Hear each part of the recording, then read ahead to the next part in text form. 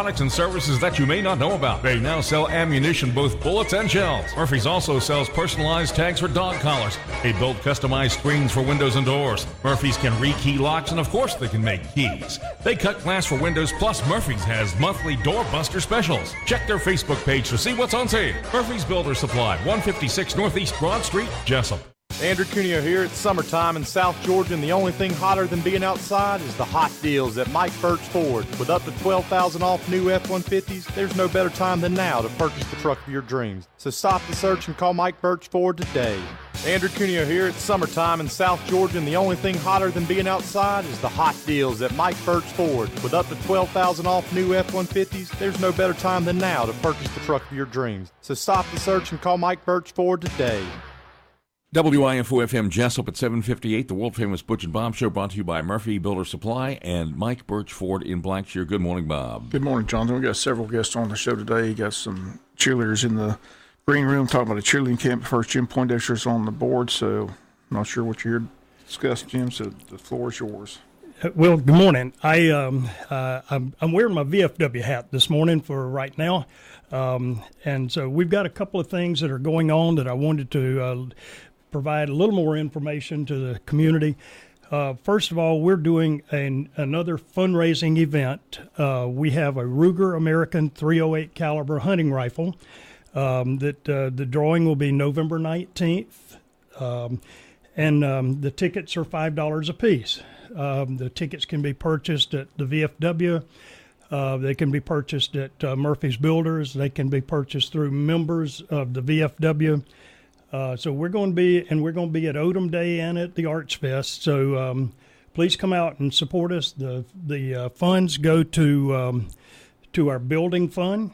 As you remember, we started a renovation project a little over a year ago, and we've been raising money even before then to help us out. And we are very near completion. And so hopefully this will be the push that we need to get everything finished up. As you know, our building out there, part of the building was used as a cafeteria for a POW World War II POW camp here in Jesup, and it's quite old, and so and then the other parts of it has been added on to since then. But we're dealing with 1950s plumbing, and so we decided some time back to do a complete renovation, add on to the building. And add two really nice, modern, up-to-date, handicapped, accessible bathrooms. Those are very near completion, and so the money from this raffle will help us to hopefully push that over the edge, and we can finish it up. The rifle itself is being in the custody of MA Customs Firearms, and here in Jesup. You can drop by out there, take a look at it. They have tickets also, and I really encourage you to stop by there and take a look at it, because it really is a nice rifle. And so if you're interested, please help us out. If you don't want to buy a ticket, you can always just donate $5 to help us with our renovation project. And so, again, that drawing will be November the 19th, so you'll still have some time during firearm season for deer hunting with it. So hopefully we can get enough tickets sold that it would help us, and you have a chance to have a nice hunting rifle too.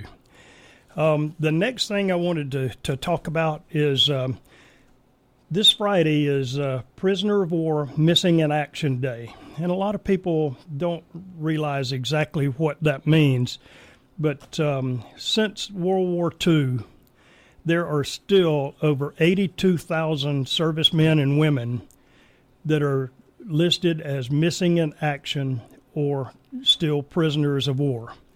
The Defense Department has an entire unit that goes to different countries and do research and and with the country, they negotiate to get in there, and this is a very difficult job to get permission to go in and search for those that are listed as missing in action. But just recently in the news, we saw that 43, the remains of 43 servicemen were returned from North Korea. There are still over 6,000 that are listed as missing in action over in North Korea. So it's a very difficult process. It's a long, drawn-out process. And this Friday is a day of remembrance of those that never came home to be reunited with their families. So every year on the third Friday in September is Prisoner of War Missing in Action Day, Remembrance Day. And this Friday at 6 p.m. at the VFW in front of our flagpole, we will have a short program to talk about the POW MIA program and sort of talk about it. People have seen the flag, but the POW MIA flag, but don't really know what it means. So that'll be part of our program. We'll be talking about that. And then at the very end of the program, because the flag of the POW flag is basically a black flag with a design on it, and I'll go into that at the program on Friday. But we use a black balloon with the POW MIA sticker on it, and it's a symbolic gesture to do the balloon release. Symbolic gesture to help those that are listed as MIA and POW to help find their way back. And so it's really a great program. We invite the public to come out and be a part of it. Again, it'll be at the VFW, which is right behind the farmers market, and it'll start at 6 p.m. This Friday. This Friday, yes, sir. And of course, we've got this is a very busy time of the year, I'm sure, for everybody. We're already working on the Veterans Day Parade, which is in November. We're working on some other things. We've got our golf tournament this Saturday. So a lot of things that are going on. All of our fundraising at the VFW does not necessarily go to the building fund. We still have to have funds available to support our veterans programs, the We Care program, which is Georgia Veterans, taking care of Georgia veterans, and other programs, our National Home for Children and Families, the Disaster Relief Fund for families that are in need, that have had disasters strike. So there's all types of programs for our Georgia veterans that we provide funding for, including local. Not just, we don't just send all of our money into the state program. So we have funds available to take care of our own too. So it's really a great opportunity, a great program to be involved in. We would certainly encourage everybody to come out this Friday and hear about the POW MIA program, and then as other programs become available, we'll be having services along with those too. So hope to see everybody out there. And before I go, I'm going to change hats here a minute and put my hospice hat back on. This Friday, or next Friday and Saturday, the 28th and 29th, is Camp Hope. And we've got applications out. We have passed applications out to a lot of the school-age students. And this Friday is the deadline for having the application back in. But it's not a firm deadline. This is to help us for planning purposes only. But if you can't get an application into us on Friday, you can bring it into us the early part of next week. And for that matter, if you just show up, we'll be able to.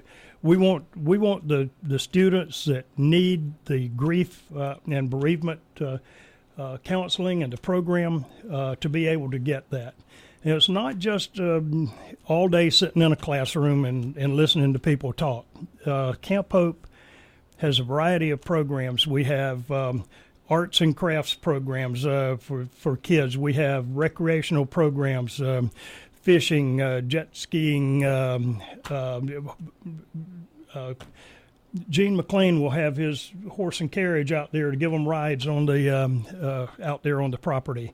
And this year, the Camp Hope is once again going to be on the grounds of Forest Pond Lodge, and that is a private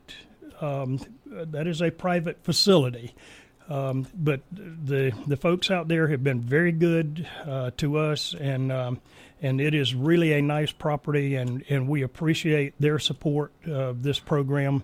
And we just encourage families, if your children have lost a loved one or a close friend, then this is an opportunity for them to learn how to grieve appropriately. At the same time, interact with others that have been through the same emotional events, and to help work it through there. So it's really a great opportunity. Again, Camp Hope is the 28th and 29th, which is a week from Friday. It starts at 4 o'clock in the afternoon, goes from 4 to about 9, and then you come back on Saturday morning, 8 o'clock to approximately 4:30, and then that'll be the program. So it's really a great opportunity, and we're fortunate that we've been able to do this program. This is our 10th year. Stanley Todd, our chaplain, realized that there was a need for this with their for the students, the younger people to learn. Because just like me, when I was small and I was growing up, my parents never grieved in front of me. They would send us outside or send us to another room, and we never saw them grieve. So, as I grew up, sort of had to learn on my own, and probably learned a lot of things the wrong way. So this gives you an opportunity to really be with others and work together. We have individual and group sessions, like I said, arts and crafts, recreational activities, and then it ends with a balloon release at the end of the day, and a session with the parents to talk about what next after Camp Hope. So it's really a great program. And that's about all I got today. Okay. Well, we got some other guests in the green room. Appreciate you coming in. Well, thank you. We'll take a break and be right back. Since 1946, Murphy's Builder Supply has been serving the folks of Jesup, Wayne, and surrounding counties with quality products and knowledgeable service. Matter of fact, they feel they sell service first to make sure you get exactly what you need for your home improvement projects. And with each employee at Murphy's being there for 10 years or more, you know you're talking with someone with the experience to help you with building supplies, tools, paint, and all the things you need from a full-service hardware store. The best choice in home improvement is Murphy's Builder Supply, 156 Northeast Broad Street, Jesup. Andrew Cuneo here. It's summertime in South Georgia, and the only thing hotter than being outside is the hot deals at Mike Birch Ford. With up to $12,000 off new F-150s, there's no better time than now to purchase the truck of your dreams. So stop the search and call Mike Birch Ford today. Andrew Cuneo here. It's summertime in South Georgia, and the only thing hotter than being outside is the hot deals at Mike Birch Ford. With up to $12,000 off new F-150s, there's no better time than now to purchase the truck of your dreams. So stop the search and call Mike Birch Ford today. Advance Healthcare Center on South 1st Street in Jesup is your one-stop health shop for most all your healthcare needs. They offer same-day appointments, and walk-ins are welcome for medical, chiropractic, physical therapy, and massage therapy care for immediate treatment and pain relief for injuries and illnesses of all conditions. Advance Healthcare specializes in the treatment of spinal and joint pains, headaches, neurological and muscle conditions, and family medical needs. Advance Healthcare accepts and files most major insurance plans, accepts motor vehicle and workman's comp cases, and they make self-pay plans affordable for everyone so you can get the care you need right away. Call or walk into Advanced Healthcare Center on South 1st Street in Jesup, or visit their website at ahc4health.com to explore the many ways they can quickly serve you. Advanced Healthcare Center, serving the Wayne County area for over 27 years. Feel better today. Welcome back. More of the Butch and Bob Show, talking cheerleading camp, I believe. We got the cheerleading sponsors in, and go ahead and introduce yourself and tell us what we're here to talk about. Good morning. I'm Katie Ward. I am the Wayne County High School cheer coach. Michelle Brown, the secretary for the pep club this year. Okay, y'all wanted some time to talk about a big event you got coming? Absolutely. We've got lots of cool things coming up. We appreciate you guys having us here this morning. On Friday, we really like to promote the jacket walk that's going to start at 5:45. Being new to Wayne County last year, this was something that, I had only seen on a college level. And so it was really, really neat to see the community come out and, be there when the players enter the stadium. And that it was just really impressive. The band is there. The cheerleaders are there. It's at 5:45. And if you have not experienced a jacket walk, you need to come do that. Following the jacket walk at 6:30, we're going to have our junior jacket cheer camp perform pregame per GHSA regulations. So they will be performing, and these are the kids that attended our camp this summer. We had a week-long cheer camp this summer that was run entirely by both the varsity and JV cheerleaders, and we will have those kids come back on Friday night to perform 6:30 to 7:20. So they'll be you'll be able to see them, in all of their junior jacket glory. They'll be doing their cheers, their chants, and just being a part of Wayne County High School Yellow Jacket pride.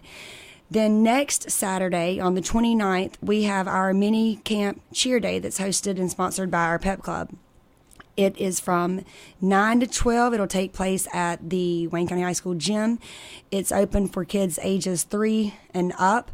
$40 register at the door. It's an all-day event, or I'm sorry, not an all-day, but the 9 to 12 event. And they'll be able to learn some of the fundamentals of cheer, and they'll also just get to spend time with our big girls and our big cheerleaders, which we think is a really cool thing.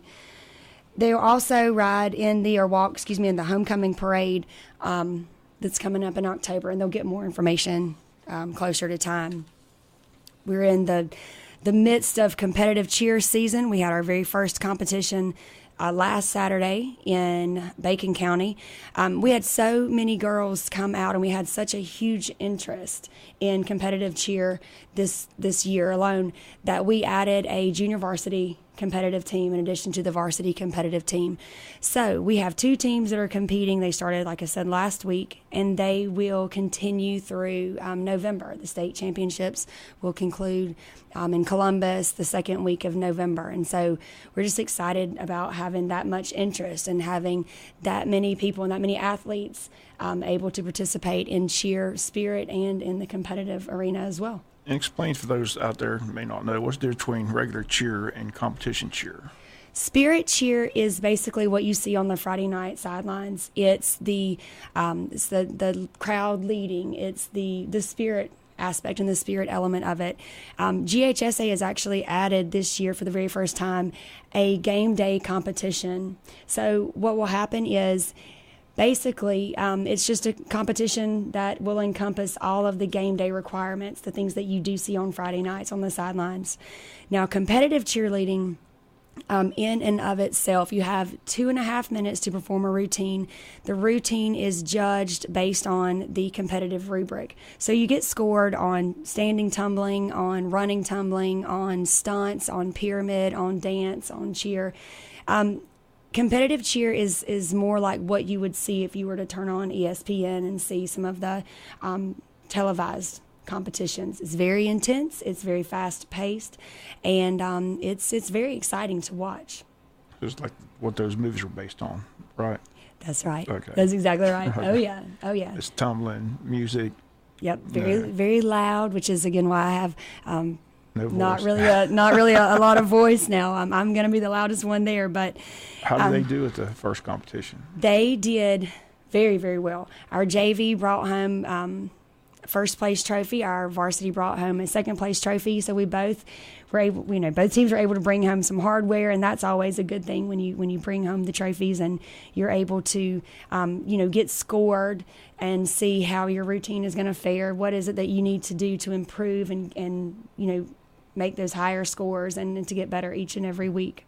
How many girls involved in the cheerleading program right now? We have like 50 girls total. Now we have 25 that are on the junior varsity team, 24 and our Buzz that's on the varsity team. And we do this because, it's impressive to look down on the sidelines and see so many cheerleaders. It's just really, really impressive.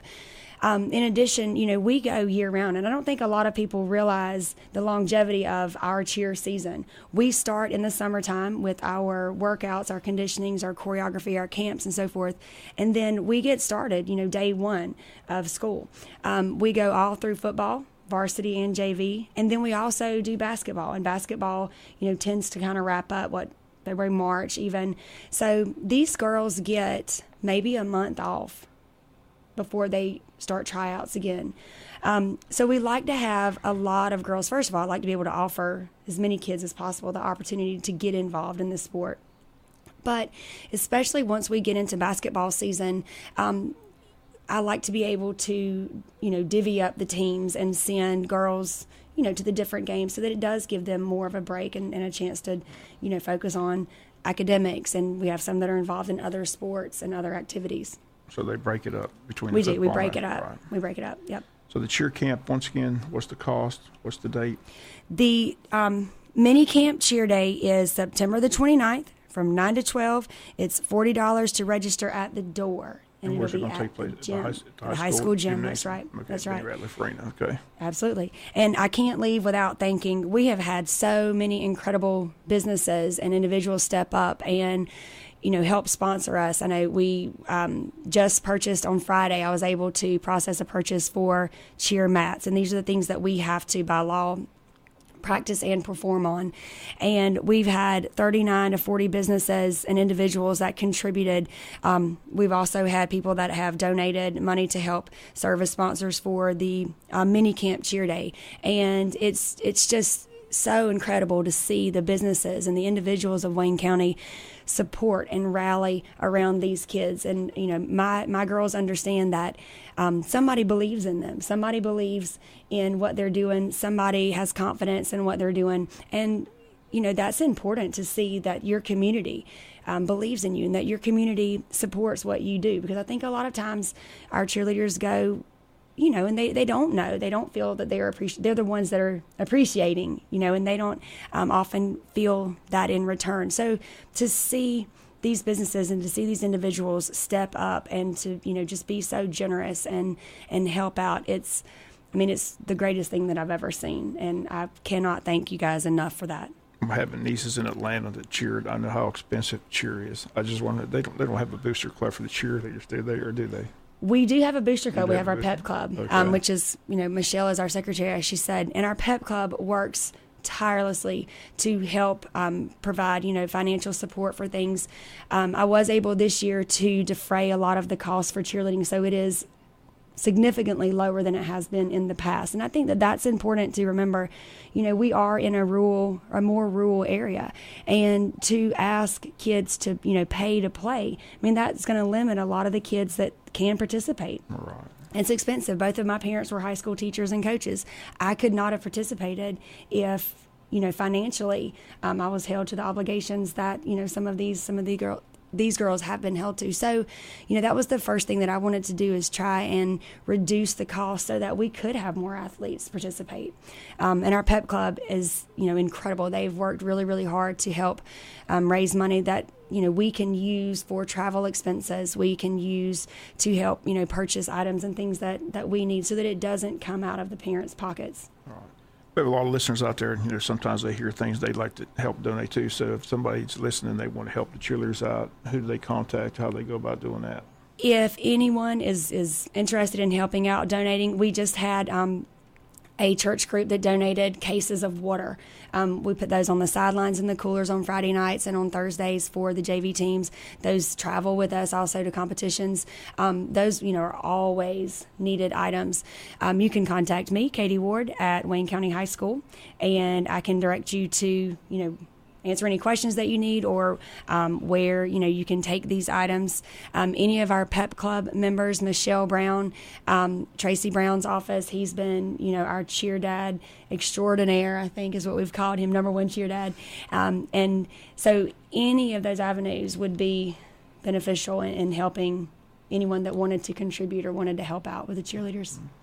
Like I said, it's almost a year-round thing anymore for just like everything else. But a lot of dedicated girls, great, Absolutely. They provide a lot to the program. Absolutely. Like I said, it's fun to see that many cheerleaders down there on Friday night, getting Right. the crowd into the game and things like that. So, and I think a lot of people don't know also, we do so much in the community. We're always called to go to elementary schools and, read or mentor or just serve as, peer role models even. We do a lot with our community organizations and with civil servitude as well. And, those are things that you're not going to know about unless you're directly involved. These girls also are enrolled in the Move On and Ready programs through, our colleges, and they're in these honors, they're advanced classes. They are working in the work-based learning program. They are holding jobs. They're holding leadership roles in other groups on campus. They play other sports. So they are involved in everything. It's not just cheerleading that they do. And they're, it's important to remember that they're students, but they're working within their community, and they do so many things behind the scenes that people they don't know about, which, is awesome as a student to be able to be involved and give back to your community. okay.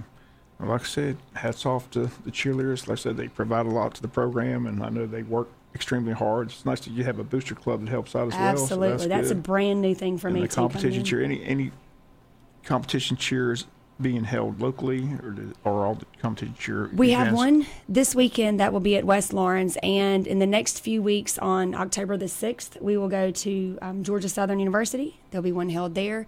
And then we'll be at Statesboro in 2 more weeks. I think it's the 22nd of October. And then that's, we do try to go to some locally. Unfortunately, there aren't that many around here. Next year, my goal is to host a competition. That's what I was asking. Absolutely. For people to come watch it locally. Absolutely. And see it. Right. And, both of our middle schools are competitive as well. So we're actually now being able to foster a competitive program within the middle schools. So if we were able to host a competition, that would be great for the community to come out and see what it is that we do. Otherwise, they're going to have to travel a little bit, which isn't, terrible.